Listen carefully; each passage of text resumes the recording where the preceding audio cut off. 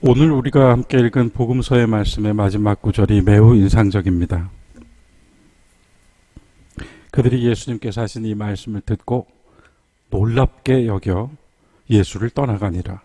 좀 이상하지 않습니까? 그들이 예수께서 하신 말씀을 듣고 놀랍게 여겨 예수를 떠나가니라. 세 번역에서는 예수를 남겨두고 떠나가니라. 갈릴리에서부터 예루살렘까지 주님을 따라왔던 사람들은 그가 하시는 말씀을 듣고 놀랍게 여겨 자기의 모든 것을 버리고 주님을 따라왔습니다. 처음 교회에서 예수님을 믿고 그리스도 안에서 세례를 받아 그리스도인이 된 사람들은 선포되는 주님의 말씀을 듣고 놀랍게 여겨 자신의 목숨도 내놓고 교회를 지켰습니다.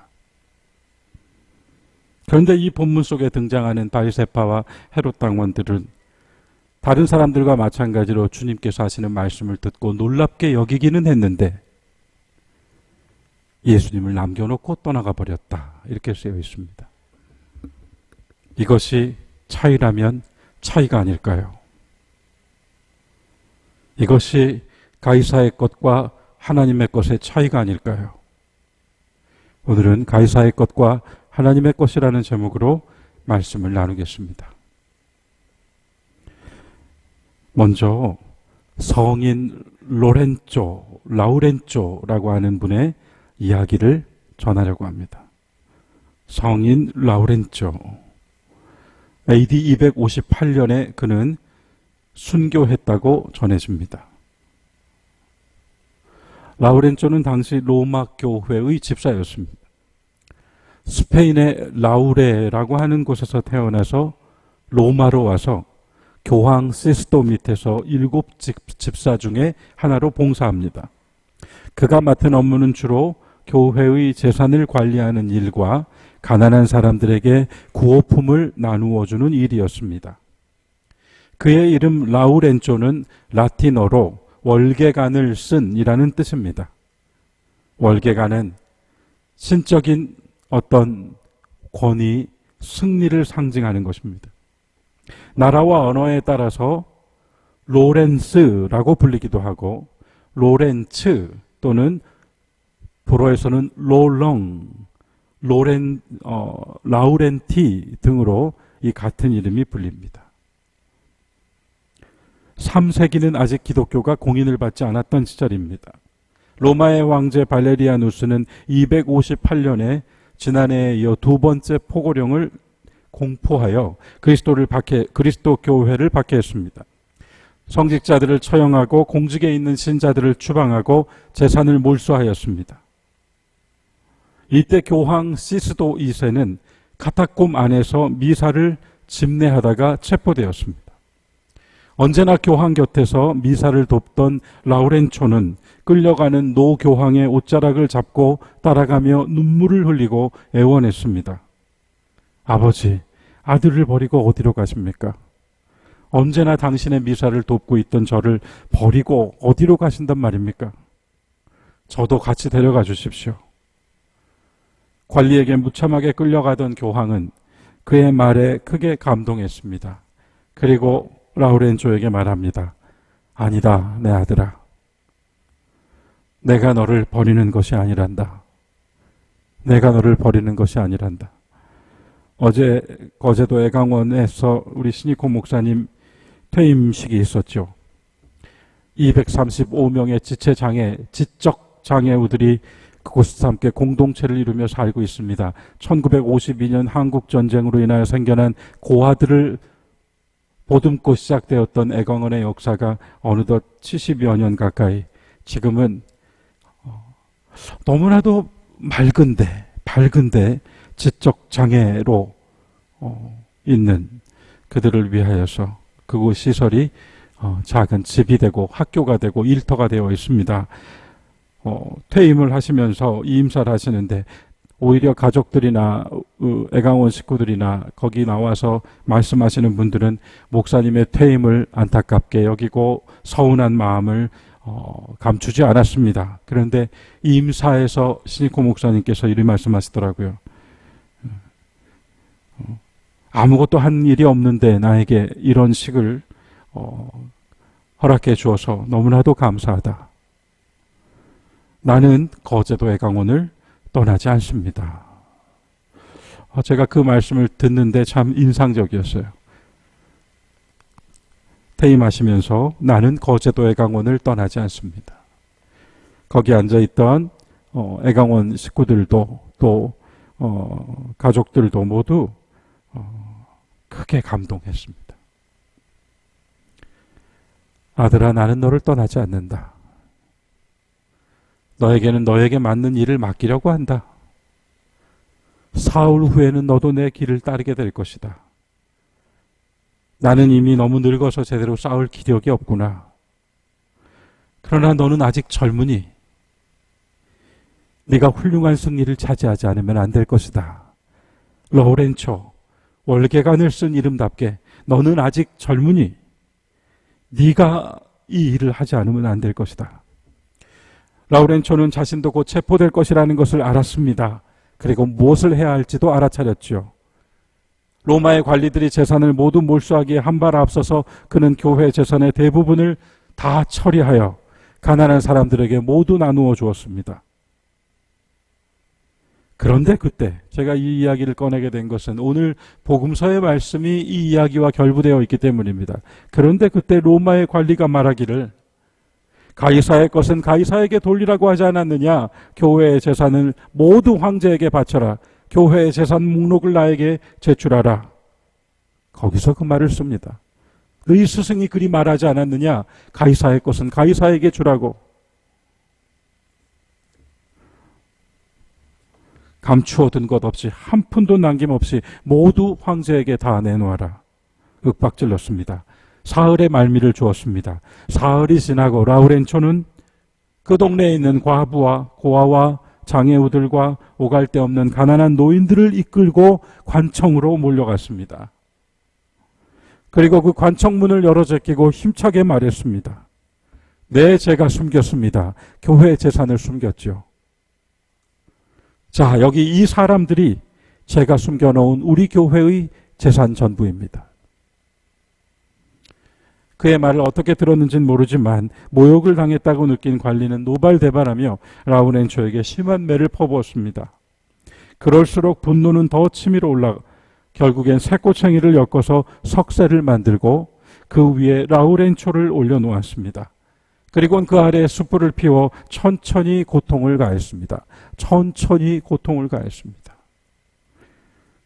한참 그의 몸이 구워지자 라우렌초는 형리에게 말했습니다. 내 몸의 이쪽은 이제 잘 구워졌으니 이제 다른 쪽도 구워주시오. 그리고 양편이 잘 익으면 잡수셔도 좋습니다. 사실 여부를 어디까지 확인할 수 있을지는 우리가 말할 수 없습니다만 라우렌초가 그 필설로 다할 수 없는 말로 표현할 수 없는 고통을 견디어낼 수 있었던 것은 무엇일까?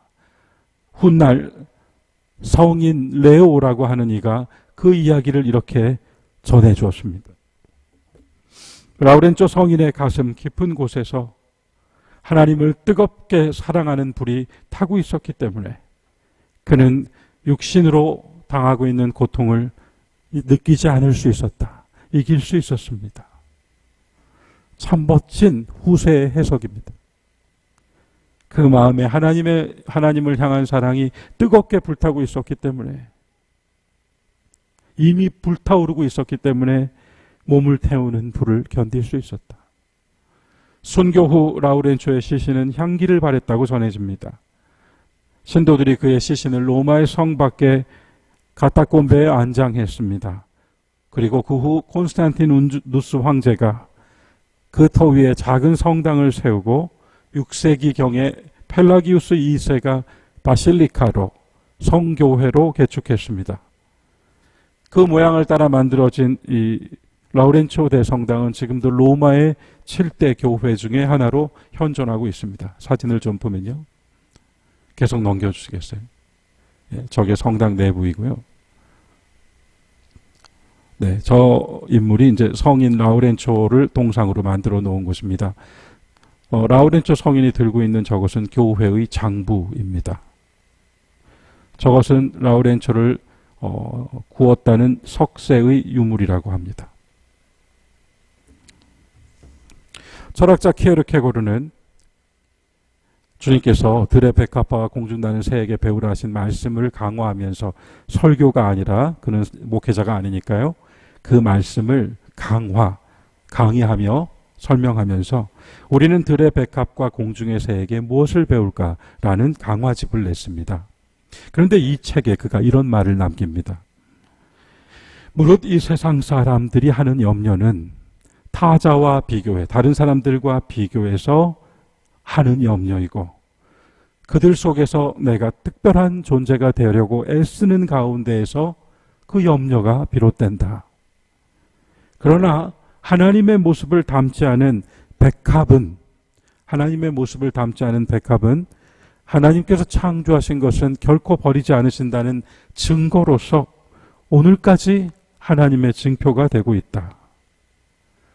여기서 키에르케고르는 백합을 두고요, 하나님을 닮지 않은 백합은 이라고 했습니다. 자, 이제 이 이야기들을 가지고 오늘 말씀을 간단하게 상고합니다. 사람들이 모두 예수님 따르고요, 주님의 권위가 더욱 높았던 시절이었습니다. 지금 이 본문의 자리가요. 예루살렘에 입성하셔서 성전을 깨끗게 하시는 일을 제일 먼저 하셨어요. 성전 안에서 물건 파는 자들을 다 몰아내고 하신 말씀이 성경에 기록되기를 내 집은 만민이 기도하는 집이라고 일컬음 받는다 했는데 너희는 어찌하여 이곳을 강도의 굴로 만들었는가? 정곡을 찌르셨습니다. 바리새인들은 예수님이 너무나도 미웠습니다. 그러나 그분 주변에 사람들이 너무 많았기 때문에 잡아들일 수가 없었습니다. 하여 생각한 것이 예수님이 스스로 자기가 하는 말로 올무에 걸려서 잡아들일 수 있도록 만들겠다 하는 책략을 세웠죠. 그래서요, 바리새파 제자들 중에 말 제일 잘하는 똑똑한 사람들 며칠 뽑아서 예수님한테 보냅니다. 그런데 오늘 본문을 보면 바리새파의 똑똑한 사람들이 갔다는 것뿐만 아니라 바리새파 사람들이 미워하는 또 한 무리들, 헤롯 당원 사람들을 함께 모아서 보냈다라고 쓰여 있습니다. 왜 헤롯 당원들을 바리새인이 미워했는가 하면 헤롯 당원은 로마화를 주장했던 사람들이에요. 그래서 로마 제국에 세금을 바치는 것은 합당하다. 이스라엘도 좀 강한 나라가 돼야 되지 않을까? 로마처럼 멋진 나라가 돼야 되지 않을까 생각했던 사람들이에요. 아울러 당시에 헤롯이라고 하는 인물은 실질적인 통치자가 아니라 로마 황제에게 내가 1년에 3만 달란트의 세금을 모아서 바치겠습니다 하는 서약을 하고 분봉왕으로 책봉을 받는 괴뢰였어요. 그런 헤롯을 따라가는 헤롯 당원들이었다 이것입니다. 바리새인은요, 이 땅의 통치자는 오직 하나님 분밖에 안 계시니 우리는 로마의 황제에게 세금을 바칠 수 없다. 그것은 우리가 하나님을 배신하는 것이다 가르쳤습니다. 그러니까 세금 문제의 핵심은 바리새인은 로마의 황제에게 세금을 바치는 것은 종교적으로도 그렇고 도저히 받아들일 수 없는 결정이다. 헤롯 당원은 로마의 황제에게 세금을 바침으로써 이 땅의 통치를 인정하고 그 대신에 우리는 평화와 안정을 받자라고 하는 주의였습니다. 그런데 예수님 잡으려고 하는 계획에서는 이 두 팀이 한 팀이 되었다는 것입니다. 결국 주님께서 하신 그 유명한 말씀은 가이사의 것은 가이사에게 돌려주고 하나님의 것은 하나님께 돌려드려라 하시는 말씀이었어요. 여러분, 이 말씀을 다른 이들에게 어떻게 설명해 주시겠습니까? 의외로 이 말씀을 명쾌하게 해설해 주는 해설자가 교회 역사 속에 그리 많지 않았습니다. 왜냐면요, 이 말씀을 잘못 해석하면 역사적으로 곡해될 위험이 있기 때문에 가이사의 것은 가이사에게를 아까 로마의 관리가 사용한 것처럼요.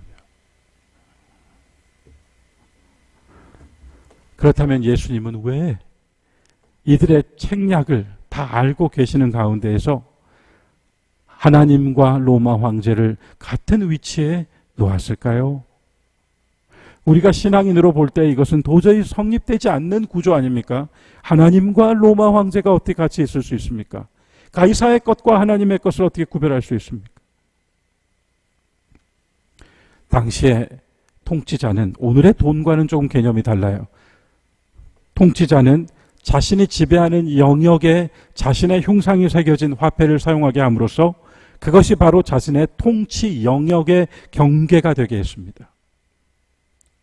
그 돈을 사용한다는 것은 그 통치자의 신민이 되는 것을 인정했다는 것이고, 그 돈으로 세금을 낸다는 것은 단지 오늘처럼 우리가 뭔가 이익을 남기고 세금을 내는 것이 아니라 이 땅에서 내가 얻은 모든 것은 저 황제의 것인데 내가 이걸 좀 가졌으니 황제에게 이것을 조금 갚아드린다 하는 의미에서의 세금이 인두세였어요. 예수님께서요, 이들이 물었을 때 답하시죠. 처음에 주님께서 그들의 악함을 보시고 이르시되 위선자들아 왜 나를 시험하느냐. 사실은 이들의 계략으로 나온 질문에 대한 주님의 답은 이 말씀으로 충분해요. 간파당했잖아요. 속에 다른 생각을 감추고 겉으로 선생님은 참되십니다. 선생님은 사람을 외모로 판단하지 않으시죠. 선생님은 바른 길을 말씀하시는 분이죠. 하고 온갖 아부를 떨면서 속에는 다른 마음을 숨겨놓고 밖으로는 마구마구 아부를 떨면서 예수님께 다가왔던 그들의 속마음이 적나라하게 간파됐잖아요. 위선과 악함을 똑같이 놓으셨잖아요.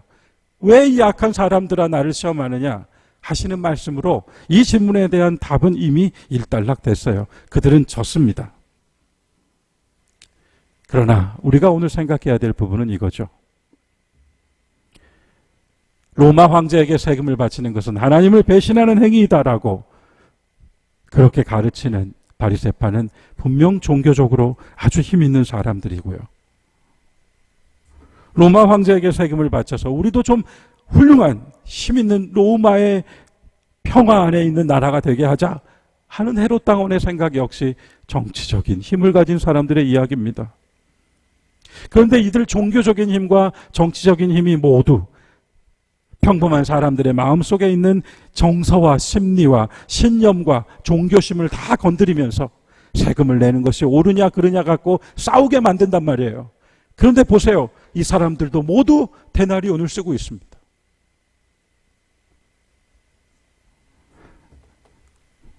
정치적 메시지, 종교적 메시지를 아무리 말해도 결국 그들도 황제의 흉상이 새겨져 있는 데나리온을 가지고 먹고 살고 있다 이 말입니다.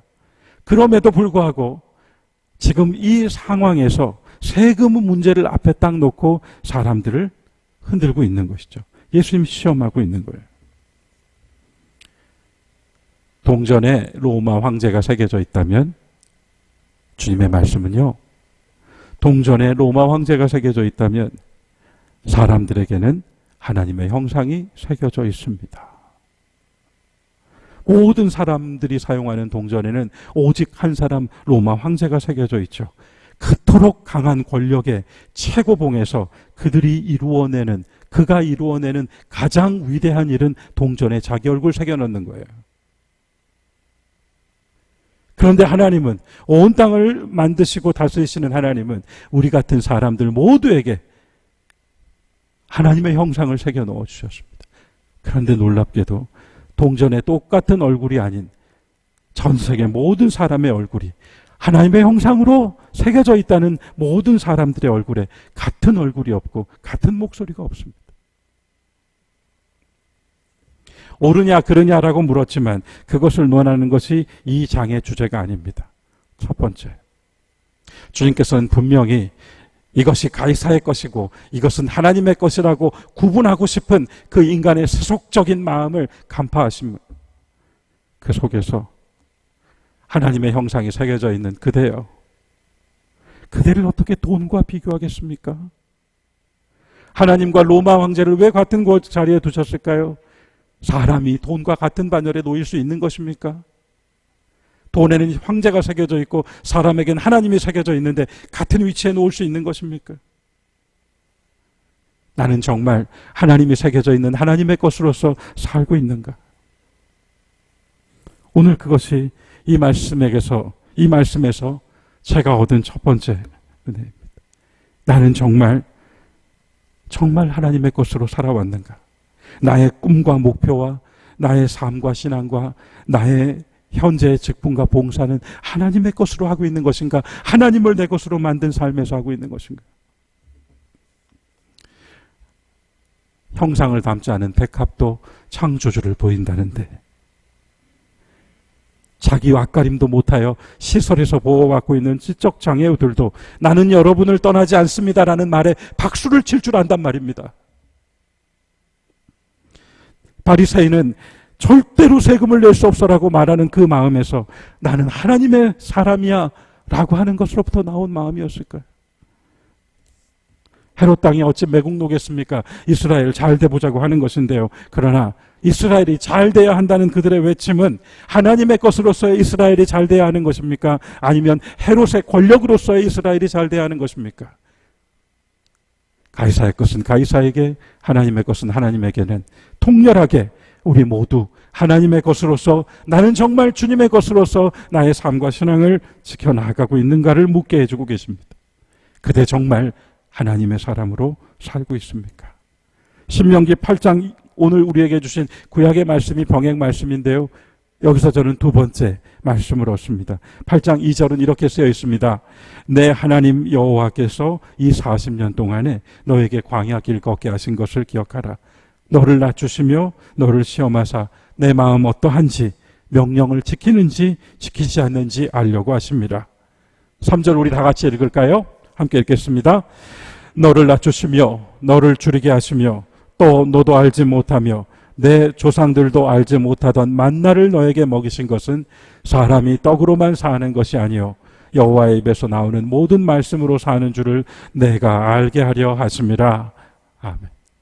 빵, 떡, 돈을 무시하고 살란 얘기인가요? 빵과 떡을 먹어야 사는 것, 돈을 가져야 사는 것을 다 초월하고 하나님의 말씀으로만 사는 사람이 되라는 말씀인가요? 아니요. 이 말씀은 우리에게 두 번째를 던집니다. 주님의 것이 되었다는 나의 각성은 빵과 떡과 돈이 있어서 내 생명이 지탱되는 것이 아니라 하나님의 말씀이 있어서 빵과 떡과 돈을 어떻게 먹고 사용해야 되는지 다시 정립하여 살게 된 것이죠. 빵이 먼저 있고 하나님의 말씀이 뒤따르는 것이 아니라 하나님의 말씀이 있고 그리고 그 빵과 떡과 그 물질이 그 뒤를 따르고 있는 삶으로 전환된 것입니다. 떡으로만 살 것이 아니요 여호와의 입에서 나오는 말씀으로 산다 하는 것은 그토록 힘들고 괴로웠던 시절이 한이 되고 원망이 되어 남는 것이 아니라 하나님의 것으로 가이사의 것을 다시 보게 하고 다시 쓰게 하는 삶의 방향 전환을 이루어 가시는 과정이었다는 말씀이죠. 40년 동안 너는 발이 부러뜨지 않았다. 두 번째, 바로 이것입니다. 주의 말씀이 빵을 먹는 나의 삶을 바꿔주신다. 그것으로, 말씀으로 그 삶의 내용을 전환한다. 초대교회 사람들은요, 세례를 매우 중요하게 생각했어요. 세례를 매우 중요하게 생각했습니다. 오늘 우리 김학수 권사님 가족들이 장례를 마치고 예배에 참석하셨는데요. 고인께서 생전에 세례를 받으시고 하나님의 생명책에 이름을 올리신 것을 저는 무척 중요하게 생각합니다. 초대교회 성도들은 세례를 전환으로 생각했어요.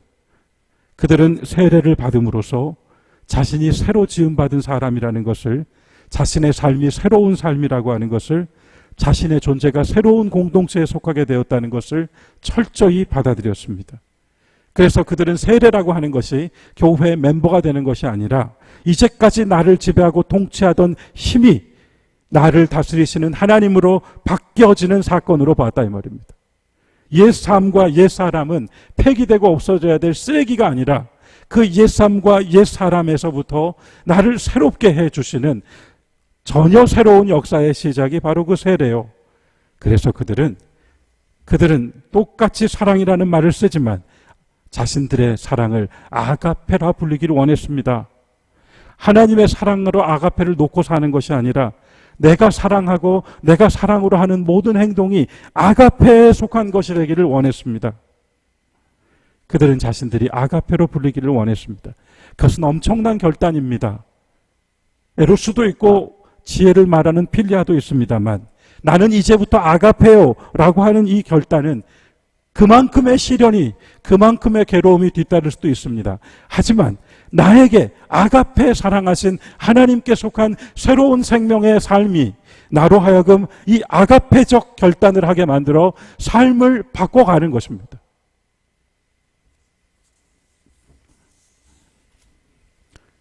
나는 여러분 곁을 떠나지 않습니다. 어제 목사님의 말씀을 계속 마음에 새기며 서울에 올라왔습니다. 가이사의 것은 가이사에게, 하나님의 것은 하나님에게. 우리가 나누며 삽니다. 가이사의 것과 하나님의 것을 우리가 늘 나누며 삽니다. 이건 주의 일이고 이건 세상 일이고 우리가 나누며 삽니다. 그러나 하나님은 그것을 한 번도 나누신 적이 없어요. 너는 나의 것이다 하고 우리를 돌보고 계십니다. 그러므로 우리는 나는 주의 것이라고 하는 이 새로운 각성이 단지 신앙의 교리로서 우리가 가지는 것이 아니라 얼마나 행복한 일입니다. 나는 주의 것입니다. 나는 주의 것입니다. 빵이 내 삶을 움켜쥐고 돈이 내 삶을 흔들어버리는 것이 아니라 하나님의 말씀이 빵과 돈을 보는 나의 시선과 마음과 행동을 결정한다.